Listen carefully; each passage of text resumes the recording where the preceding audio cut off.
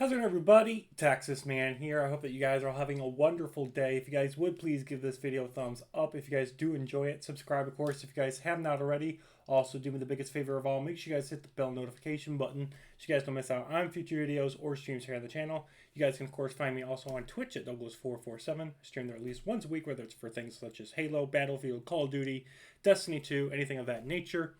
And we're going to be talking positives and negatives, talking about The Commuter. This film came out in 2018. It is rated PG-13. It's about an hour and 45 minutes long.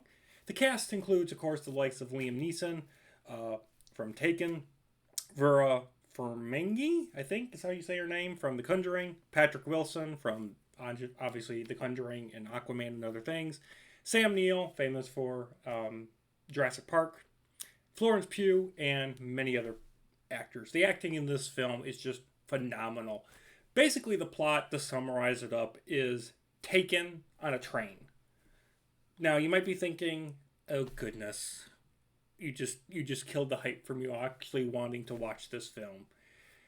The premise based on the trailer does make it seem like it's Taken on a train, but it's more of a mystery thriller film rather than a action adrenaline,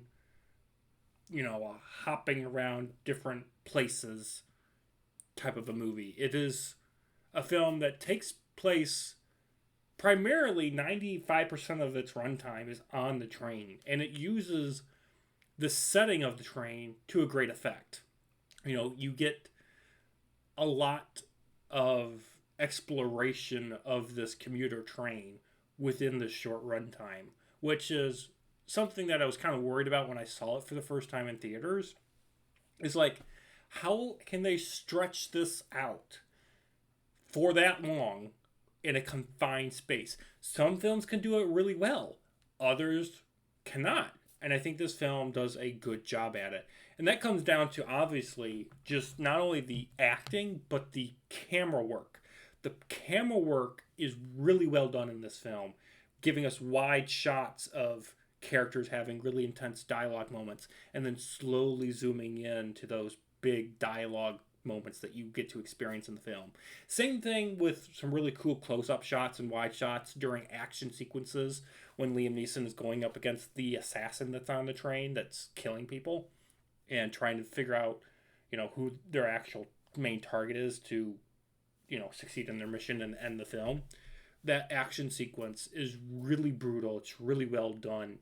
And the camera work isn't shaky. Like, you get to see what's actually happening in both wide shots and close-ups. You get to feel like you're actually, a passenger on the train because of the camera work in those, slower moments and then those fast-paced action sequences. You feel as if, though, you're just a passenger along for the ride instead of just an audience member looking at a screen. So I think they did a great job with that. Sadly, I want to talk about the biggest negative when it comes to this film. It gives you all the clues to unravel the mystery of who Prim is, who this mystery person is that has evidence against, state officials and the government. It gives you all the clues to unravel it way too easily and really fast. And it just makes the experience of trying to figure out who it is kind of boring. It unfortunately fails when it comes to the mystery element, and it just leads to a finale that is very mediocre, and the resolution for all of our characters that survive the events of the film, what they do next is very predictable. It's just like, it's very laid out and just kind of like self-explained to the audience.